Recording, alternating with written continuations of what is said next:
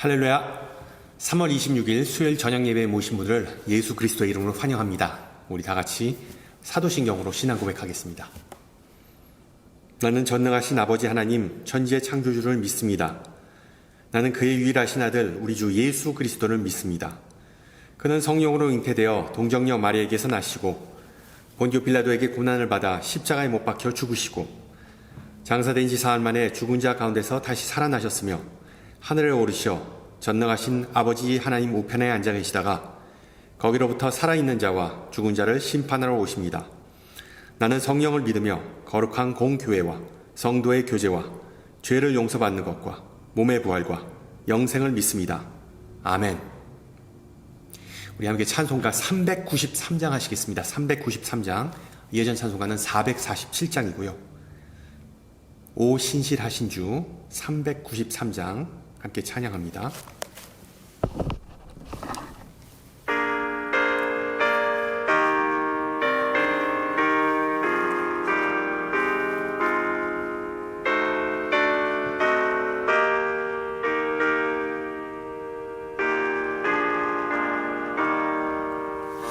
오 신실하신 주 내 아버지여 늘 함께 계시니 두려움 없네. 그 사랑 편찮고 날 지키시며 어제나 오늘이 한결같네. 오 신실하신 주, 오 신실하신 주, 날마다 자비를 베푸시며 일용할 모든 것 내려주시니 오 신실하신 주 나의 구주. 봄철과 또 여름 가을과 겨울 해와 달 별들도 다 주의 것. 만물이 주 영광 드러내도다. 신실한 주 사랑 나타내네. 오 신실하신 주, 오 신실하신 주, 날마다 자비를 베푸시며 일용할 모든 것 내려주시니 오 신실하신 주 나의 구주. 내 죄를 사하여 안위하시고 주 친히 오셔서 인도하네. 오늘의 힘되고 내일의 소망 주만이 만복을 내리시네. 오 신실하신 주, 오 신실하신 주, 날마다 자비를 베푸시며 일용할 모든 것 내려주시니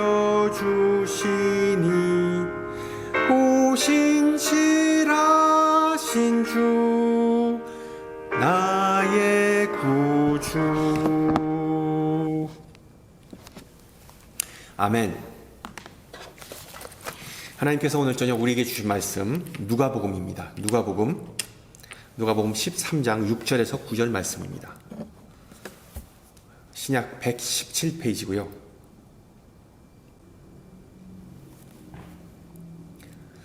누가복음 13장 6절에서 9절 말씀을 받들어 봉독합니다. 이에 비유로 말씀하시되 한 사람이 포도원에 무화과 나무를 심은 것이 있더니 와서 그 열매를 구하였으나 얻지 못한지라. 포도원 지기에게 이르되 내가 3년을 와서 이 무화과 나무에서 열매를 구하되 얻지 못하니 찍어버리라. 어찌 땅만 버리게 하겠느냐. 대답하여 이르되 주인이여 금년에도 그대로 두소서. 내가 두루 파고 거름을 주리니 이후에 만일 열매가 열면 좋거니와 그렇지 않으면 찍어버리소서 하였다 하시니라. 아멘. 계속해서 사순절 설교 시리즈를 통해 은혜를 좀 나누고자 합니다. 우리가 제자도를 누리기 위해서는 규율, 특히 헌법과 같은 기록된 규칙과 불문율과 같은 기록되지 않은 교회의 규칙을 잘 배우고 또한 실천해야 한다는 점을 지난주에 살펴봤습니다. 이러한 규칙들은 하나님과 또한 교우들과의 관계를 강화하거나 아니면 악화시킬 수 있다는 점 또한 우리가 배웠죠. 그런데 이 규칙 중에서 특히 불문율은 공통적인 상식에 기반을 두기 때문에 때로는 다소 애매하고 어렵다는 것입니다. 예를 들어 요즘 카톡 문자 메시지 안 쓰는 사람이 없는데 여러분 응답 시간 예절이라는 것이 대충 존재한다는 것을 우리가 알 수 있죠. 그런데 여러분 상대방에게 얼마나 신속하게 답장을 해주는 것이 예의상 맞을까요? 뭐 그때그때 다르겠죠. 내 기분이 안 좋거나 내가 바쁘거나 또 상대방이 누구냐에 따라 답장하는 시간이 짧을 수도 있고 아니면 길 수도 있습니다. 그런데 우리 한국 사람들은 전반적으로 상대방이 신속하게 응답하기를 바랍니다. 응답 속도는 그 사람과의 신뢰 구축과 관계 유지에 중요한 역할을 합니다. 한참 있다가 응답하거나 아예 문자를 씹어버린다고 그러죠. 문자를 무시해버리는 사람과는 상대하기도 싫습니다. 하지만 과거에는 어땠는지 한번 생각해 보세요. 여러분 알다시피 저기 올드 세크라멘토 지역, 올드 세크라멘토 다운타운에 있는 올드 세크라멘토에 가면은 그 웰스 파고 역사 박물관이 있습니다. 혹시 아실지 모르겠지만 그 건물은 예전에 오래전에 포니 익스프레스의 서부 종착지였습니다. 포니 익스프레스. 서부 개척 시대의 아이콘인 그 포니 익스프레스는 지금으로 치면 문자 메시지와 마찬가지였습니다. 카톡과 마찬가지였습니다. 그 중서부에 있는 세인트루이스에서 여기 사크라멘토까지 우편물을 배달하는데 무려 10일이 걸렸답니다. 그런데 2,000마일이 넘는 거리를 사람들이 릴레이하면서 말을 타고 꼬박 달렸다는 것을 생각하면 정말 10일이라는 기간은 정말 경이로운 그런 시간이죠. 대단한 일이었습니다. 또한 편지를 보내면 오고 가는 거리가 있으니까 답장을 받기 위해서는 적어도 20일은 걸렸습니다. 그런데 알다시피 이 포니 익스프레스는 전보, 텔레그래프가 발명되면서 금세 역사의 뒷전으로 사라져버렸습니다. 인류의 모든 혁신적인 기술은 인간의 편리함에 대한 욕구 또는 불편함에 대한 두려움에 의해 발전되어 왔습니다. 그리고 이러한 성향은 동서양을 막론하고 빨리빨리 문화를 반영합니다. 인간은 점점 더 기다림이 없는 삶의 방식을 갈망하고 추구합니다. 문제는 이러한 문화 속에 우리가 그리스도의 제자로서 살아가는 것이 점점 더 어렵게 아니면 상당히 귀찮게 느껴진다는 것입니다. 이게 무슨 얘기일까요? 앞서 언급했듯이 discipleship, 즉 제자도는 신앙의 규칙을 따르는 훈련입니다. 신앙의 규칙을 따르는 훈련. 모든 스포츠 종목과 마찬가지로 제자 훈련은 어렵고 하루아침에 이루어지지 않습니다. 감리교의 창시자 존 웨슬리는 제자도를 성화라고 표현했는데 이 성화는 일평생에 걸친 과정이라고 말했습니다. 그래서 우리 자신의 삶 또는 다른 이의 삶, 더 나아가 교회의 삶 속에서 어떤 가시적인 변화나 즉각적인 결과를 보지 못하면 우리는 쉽게 낙심하곤 합니다. 물론 주변에 있는 이들에게서 어떤 신앙의 영감, 신앙의 롤모델을 찾는 것이 잘못된 것만은 아닙니다. 주변에 그런 사람이 많을수록 우리 신앙 성장에 분명히 유익합니다. 그러나 우리가 먼저 고려해야 할 부분은 우리 개인의 신앙의 가장 큰 원동력은 다른 사람이 아니라 타인이 아니라 우리 주님이라는 것입니다. 사람은 우리를 실망시킬 수 있지만 예수님은 우리를 실망시키지 않기 때문이죠. 우리가 예수님에게 꾸준히 초점을 맞출 때 하나님의 가족이 실제로 어떻게 작동하는지 그 원리를, 그리고 또한 하나님이 누구이신지 하나님의 정체성에 대해서 우리가 알게 되면서 우리의 신앙은 성숙해집니다. 무슨 얘기인가 하면 하나님은 이 세상의 그 어떤 직장 상사나 학교 선생과 같이 우리의 믿음을 평가하고 점수를 매기는 분이 아니라는 사실을 알게 되죠. 하나님은 우리를 만드시고 우리를 소유하신 분이기에 우리를 진정으로 사랑한다는 사실을 깨닫게 됩니다. 더 중요한 점은 그 어떤 지상의 부모와는 다르게 하늘에 계신 우리 아버지는 기다리는 불편을 얼마든지 감수하는 분입니다. 특히 죄가 많고 인생이 망가진 사람들에 대하는 데 있어서 하나님은 상당한 인내심을 보이시는 분이죠. 예를 들어 인생의 잘못된 방향으로 가고 있는 것이 뻔히 보이는 어떤 가족이나 지인이 있다고 가정해 보세요. 온갖 사고를 치는 친구, 말을 안 듣고 항상 삐딱하게 행동하는 자녀, 예수를 영접하지 않는 부모를 위해 우리는 애타게 기도하고 노력하고 또 인내하면서 변화가 좀 일어나기를 바랍니다. 하지만 그들의 마음과 인생이 결국 바뀌지 않아서 크게 실망했던 적이 혹시 있으신가요? 심지어 하나님께서 나의 기도를 들으시는지, 내 삶에 관심이 있으신지 의심을 품는 그런 상황이 발생하기도 합니다. 오늘 본문이 바로 그런 내용입니다. 앞선 장 누가복음 12장과 그리고 오늘 읽은 장 13장에서 예수님은 회개에 관한 긴 설교를 하십니다. 하나님의 백성인 이스라엘이 구세주가 필요하다는 사실을 받아들이지 못하면 결국 하나님의 심판을 받게 될 것이라고 분명하게 선포하십니다. 그리고 이를 위해 무화과 나무의 비유를 사용하시죠. 그 비유를 간략하게 소개하자면 포도원에 심은 무화과 나무를 소유한 한 지주가 등장합니다. 아니 포도원에 무슨 무화과 나무가 있는가라고 의아했을 수 있겠지만 옛날에 팔레스타인 지역에서는 포도밭에 포도나무만 키웠던 게 아니라 무화과나 또한 오렌지와 같은 다른 열매 나무를 키우는 게 드물지 않았습니다. 어쨌든 이 지주는 그 무화과 나무에 과일이 열리지 않는 것을 보고 포도원 관리원에게, 포도원 지기에게 이 무화과 나무에서 열매가 열리는 것을 내가 기대했지만 3년이란 세월만 허비했다라고 말합니다. 여기서 예수님은 세례 요한의 사역을 암시하신 것이죠. 누가복음 전반부에 보면은 세례 요한은 세례를 받으러 온 사람들에게 변화된 삶의 열매를 맺으라고 촉구했습니다. 회개의 열매를 맺는다는 것은 예수님과 또한 요한에게 있어 같은 의미였습니다. 그렇다면 그 회개, 이 열매, 그 열매는 구체적으로 무엇을 의미할까요? 누가복음 저자에 의하면 회개는 가난한 자들과 소유를 나누는 것, 선한 이웃이 되는 것, 심지어 원수를 사랑하는 것을 의미합니다. 선한 사마리아의 비유가 가장 좋은 그 예화이죠. 우리는 회개를 지금 축소적으로 이해하는 경향이 있습니다. 내가 더는 나쁜 일을 일삼지 않겠다고 다짐하는 것만이 회개가 아닙니다. 성경이 말하는 회개는 훨씬 더 포괄적인 의미를 가지고 있습니다. 회개는 정말 말 그대로 인생의 방향을 싹 바꾸는 것입니다. 즉 회개는 하나님께로, 내 길이 아니라 하나님께로 돌아가는 여정입니다.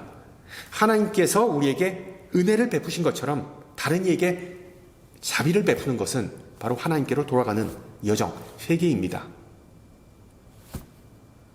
따라서 오늘 읽은 무화과 나무의 비유가 다소 좀 무서운 내용이라고 생각하기 쉽지만, 왜냐하면 심판을 얘기하기 때문에 실제로 회개의 열매를 상징하는 하나님의 자비와 은혜가 그 핵심이라는 점을 우리는 분명히 이해해야 합니다. 물론 포도원 주인이 과감한 조치를 내리는 것을 보면서 확실히 이 비유는 은혜와는 거리가 좀 있어 보이죠. 그 다음 구절 뭐라고 얘기합니까? 다 찍어버려. 이런 나무가 계속해서 내 땅의 영양분을 고갈시키는 것을 나는 용납할 수 없다라고 아주 강력하게 말하죠. 요즘 행정부에서 공무원 구조조정과 대량의 정리해고를 하면서 비슷한 내용을 발표합니다. 정말 비대해진 이 정부 시스템 내에 비생산적인 사람이 상당수 존재한다. 더 가치 있게 쓸 수 있는 자원과 자금이 낭비된다. 그런 내용이죠. 그런데 이게 새로운 내용은 아닙니다. 예수님 이전에도 심지어 이런 종류의 비판을 한 것은 바로 방금 전에 언급했던 세례 요한이었습니다. 요한은 뭐라고 얘기했습니까? 도끼가 이미 나무의 뿌리에 닿아 있다고 경고했습니다. 심판이 정말 하루 이틀 정말 멀지 않았다는 것이죠. 그래서 열매를 맺지 못하는 나무는 모두 잘려서 불 속에 던져질 것이라고 예언했습니다. 마찬가지로 오늘 본문에서 열매 맺지 않는 나무는 당연히 정리의 대상이라고 예수님께서는 말씀하십니다. 그런데 여러분, 농장 관리, 이 포도원 지기의 반응을 한번 보세요. 주인님, 금년, 즉 1년만 더 시간을 줘보는 게 어떨까요? 제가 그동안 땅을 파고 거름을 주겠습니다. 내년에 열매가 맺히면 다행이고 그렇지 않으면 주인님의 뜻대로 잘라버리세요 라는 제안을 합니다. 보다시피 포도원 지기는 무화과 나무를 옹호하고 그리고 그것을 위해 중보합니다. 이 구절에 대해 종교개혁자 존 캘빈은 다음과 같이 말합니다. 주님은 죄인의 생명을 연장하실 뿐만 아니라 더 좋은 열매를 맺을 수 있게 여러 가지 방법으로 경작하십니다. 실제로 포도원 관리자는 무화과 나무의 시간을 좀 더 달라고만 요구하지 않습니다. 나무가 열매를 맺을 수 있기 위해 맺을 때까지 자신은 최선을 다할 것이라고 말하죠. 그리고 저는 이 마지막 구절이 예수님과 예수님의 사역의 본질을 이해하는데 매우 중요하다고 생각합니다. 하나님의 가장 중요한 사역은 인간의 삶을 변화시키는 것임을 알게 해주는 비록 짧지만 핵심적인 그런 구절입니다. 그런데 여기서 중요한 점은 그 변화의 사역이, 하나님의 사역이 상당히 느리고 시간이 걸리고 인간에게는 지루하게 느껴진다는 것이죠. 여러분 잘 보세요. 오늘 비유에 나온 주인은 하나님을 상징하고 포도원 지기는 예수님을 상징한다는 것은 자명합니다. 이 쓸모없는 열매 맺지 못하는 무화과 나무를 되살리고자 하는 예수님의 계획은 무엇입니까? 모든 숙련된 농부가 그러하듯 이 포도원 지기는 땅을 파고 거름을 주려고 합니다. 즉 나무가 건강하게 자랄 수 있도록 주변의 잡초를 모두 제거하고 영양분을 공급하는 것이죠. 이 원리는 우리 신앙인들에게도 똑같이 적용됩니다. 우리가 새롭게 변화되고 영적으로 성장하기 위해서는 진리와 사랑이라는 두 개의 요소가 필수입니다. 즉 인간을 변화시키기 위해 하나님은 진리의 말씀, 즉 율법으로 우리의 마음과 정신이라는 그 토양을 싹 다 뒤집어 놓으십니다. 밭을 다 갈듯이. 그렇게 함으로 온갖 거짓과 위선의 잡초 또한 죄의 뿌리를 다 제거해 버리시는 거죠. 그 다음에 비로소 하나님은 우리에게 비료를 공급해 주십니다. 즉 사랑의 화신인 예수님과 그분의 말씀을 우리에게 뿌려주시는 것이죠. 여러분, 예수님의 빛이 우리에게 비추면 우리의 토양은 풍요로워지고 그리고 또한 새로운 성장이 가능해집니다. 보다시피 인간이 변하기 위해서는 진실과 사랑, 율법과 복음이 동시에 필요합니다. 그런데 1년만 더 내버려 두세요 라는 그 구절을 주목하시기 바랍니다. 인간이 변하기 위해서는, 삶의 참된 변화를 위해서는 또 하나의 요소가, 세 번째 요소가 필요합니다. 인간의 삶이 변하기 위해서는 진실만 필요한 것도 아니고 사랑만 필요한 것도 아닙니다. 세 번째 요소는 바로 시간입니다. 진실과 사랑과 그리고 시간, 많은 시간이 필요합니다. 여러분 생각해 보세요. 백야드에 뭘 심거나 키우는 분들은 다 아실 거예요. 나무가 심겨진 토양을 뒤집어주고 정리해주고 잡초를 다 제거하는 데는 그렇게 시간이 오래 걸리지 않습니다. 그렇죠? 또한 비료를 주는 것 또한 얼마 걸리지 않습니다. 기껏해야 몇 분, 1시간. 하지만 그 나무가 잘 자라기 위해서는 1년 내내 기다려야 합니다. 기다림과 인내심이야말로 정말 빼놓을 수 없는 부분입니다. 우리에게 주는 교훈은 너무나 명확하지요. 예수님의 제자인 우리는 하나님의 진리와 사랑에 매달릴 뿐만 아니라 하나님의 인내를 배워야 한다는 것입니다.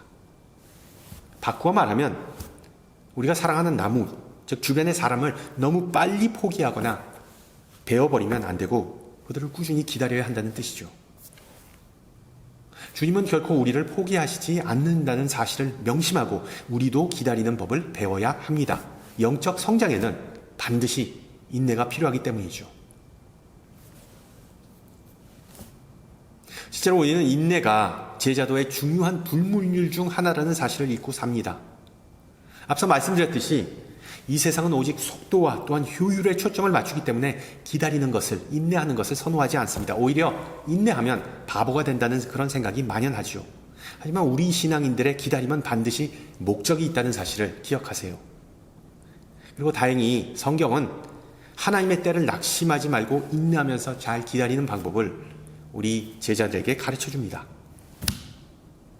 첫째로 황금률을 염두에 두고 기다리라고 성경은 말합니다.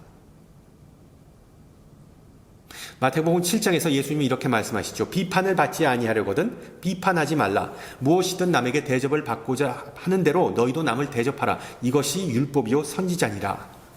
바꾸어 말하면 하나님께서 우리에게 보여주신 그 인내하심을 다른 사람에게도 똑같이 되돌려주라, 보여주라 라는 의미입니다. 저와 여러분은 하나님의 놀라운 인내의 수혜자입니다.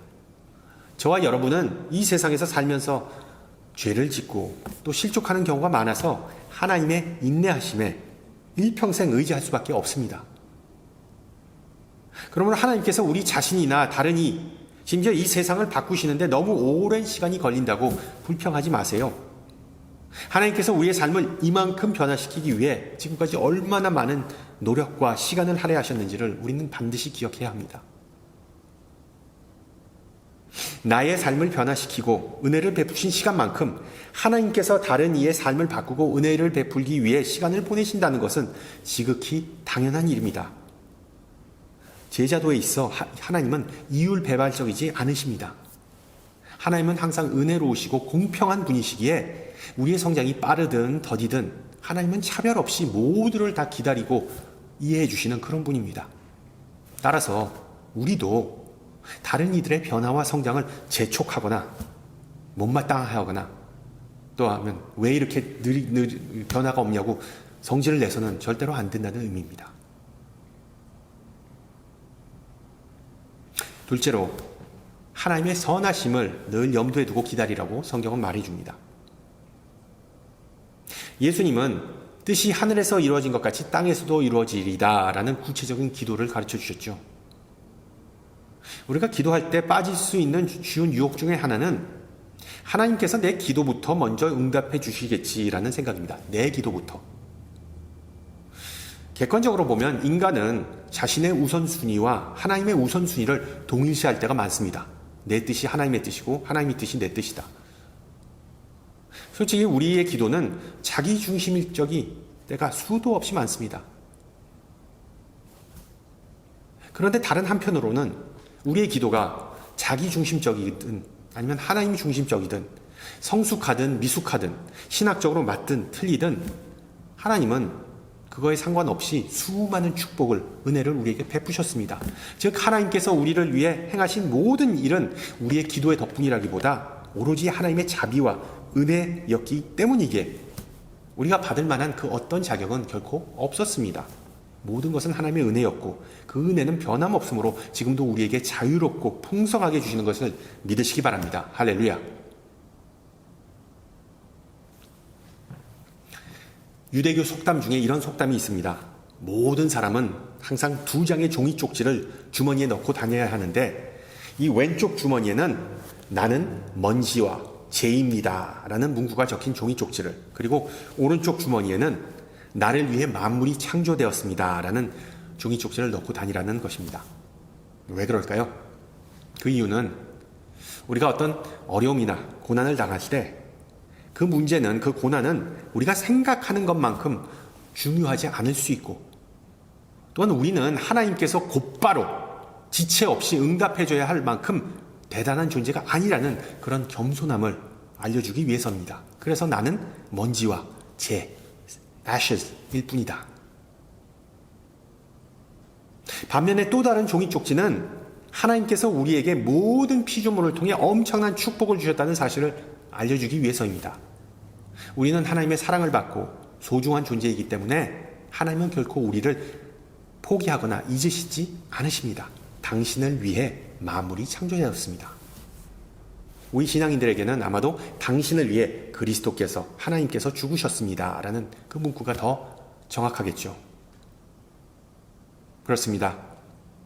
우리는 이 무한한 우주 속에서 정말 티끌보다도 더 작은 존재에 불과합니다. 그러나 하나님은 우리를 사랑하시고 축복하시기에 아무리 오랜 시간이 걸려도 우리를 변화시키는 분이십니다. 할렐루야.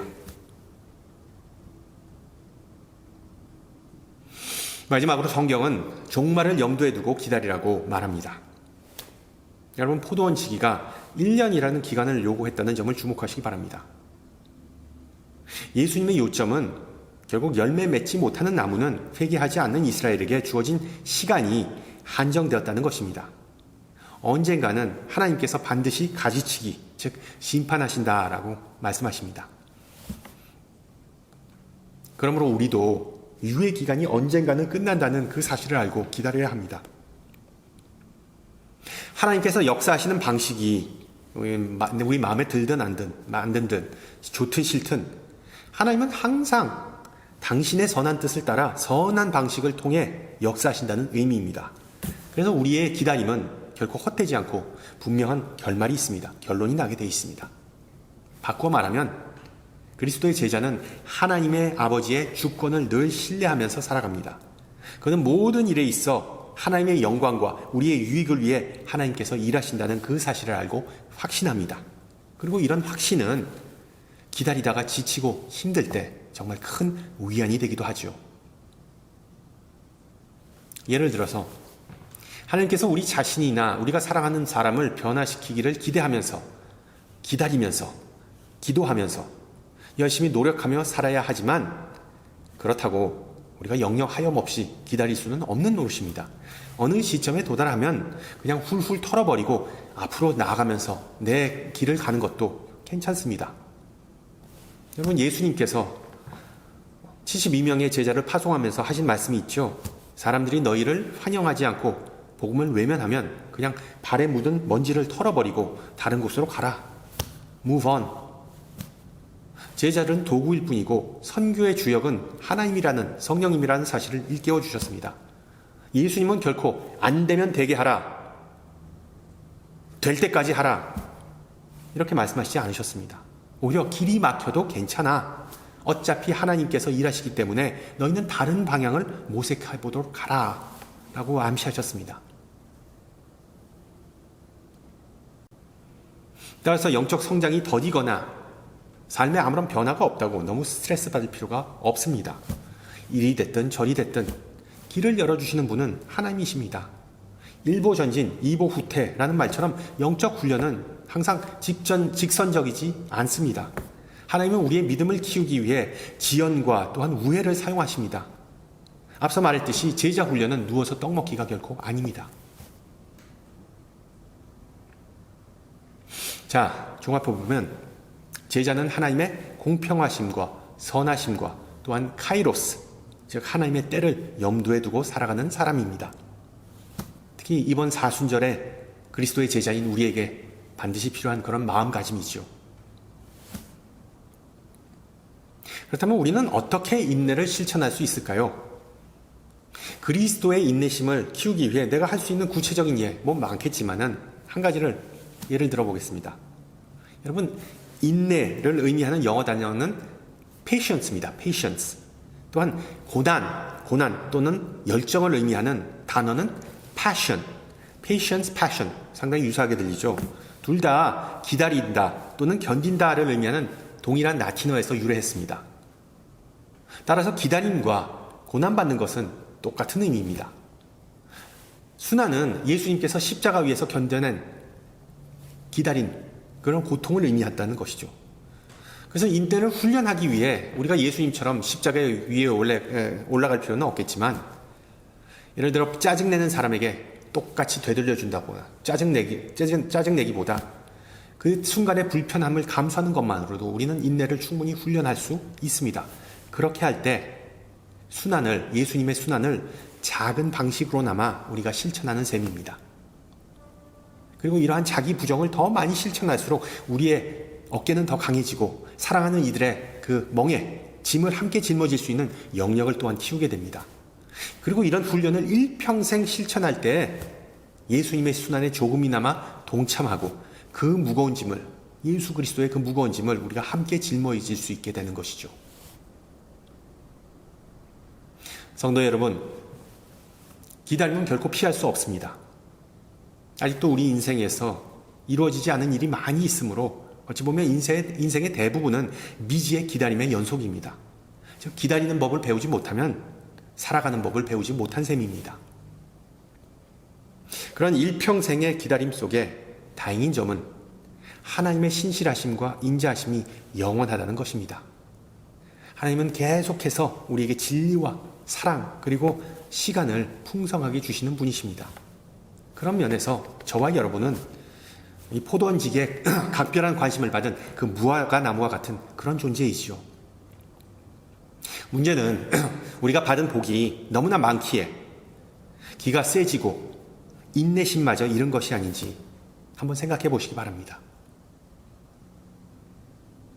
그러나 가장 늦었다고 생각하는 때가 가장 빠른 때입니다. 이번 사순절 기간 동안 영적 훈련을 통해 제자의 본분과 제자가 나아가야 할 길을 회복하고 풍성한 열매를 다시 맺으시기를 주님의 이름으로 축원합니다. 함께 기도합니다. 귀하신 주님, 오늘 함께 나눈 무화과 나무의 비유를 통해 우리에게 진리와 생명의 말씀 주심을 감사드립니다. 또한 예수님의 사역을 통해 주님의 변치 않는 신실하심과 사랑하심과 인내하심을 우리에게 가르쳐 주심을 감사합니다. 주님께서는 인내하시는 분이기에 제자된 우리 또한 인내하라고 말씀하셨습니다. 그러나 인내를 가로막는 장애물이 너무 많음을 고백합니다. 우리의 급한 성격과 바쁜 일상과 또한 타인의 시선 때문에 우리는 인내가 불편하게 느껴지고 조금만 기다리고 지체되어도 분노하고 좌절하는 세상 속에 살고 있음을 고백합니다. 그럴 때일수록 주님은 늘 하나님만을 기다리라고 말씀하셨습니다. 가만히 귀를 기울이고 조용히 기다리는 마음으로 주님을 묵상할 때 주님의 목소리를 듣고 주님의 임재를 경험할 수 있다고 약속하셨습니다. 오늘도 인내를 가지고 우리의 삶을 변화시키시는 것처럼 우리도 주님을 인내하며 기다릴 수 있기를 소망합니다. 특히 신앙을 실천하기 힘들고 제자의 길이 버겁게 느껴질 때 나 혼자가 아니라 주님과 함께 둘이서 걷는다는 그 믿음을 더하여 주시옵소서. 또한 인생의 속도를 좀 줄이고 천천히 가면서 주님의 진리와 사랑과 오래 참음을 배우고 실천할 수 있게 하옵시고, 특히 하늘나라의 소망을 마음에 품고 살면서 보이지는 않지만 우리 가운데서 천천히 그리고 확실하게 일하시는 성령님과 전진하고 성장하는 모든 성도가 되게 하옵소서. 지금도 하늘 보좌 우편에서 우리를 위해 중보하시는 그리스도 예수의 이름으로 기도합니다. 아멘. 네, 예배를 마쳤습니다. 우리 벌써 사순절 셋째 기간이네요. 이제 곧 이스터가 올 텐데, 정말 의미 있고 그리고 또한 풍성한 열매 맺는 그러한 복된 기간이 되기를 소망합니다. 저는 다음 주 시간에 뵙겠습니다. 샬롬.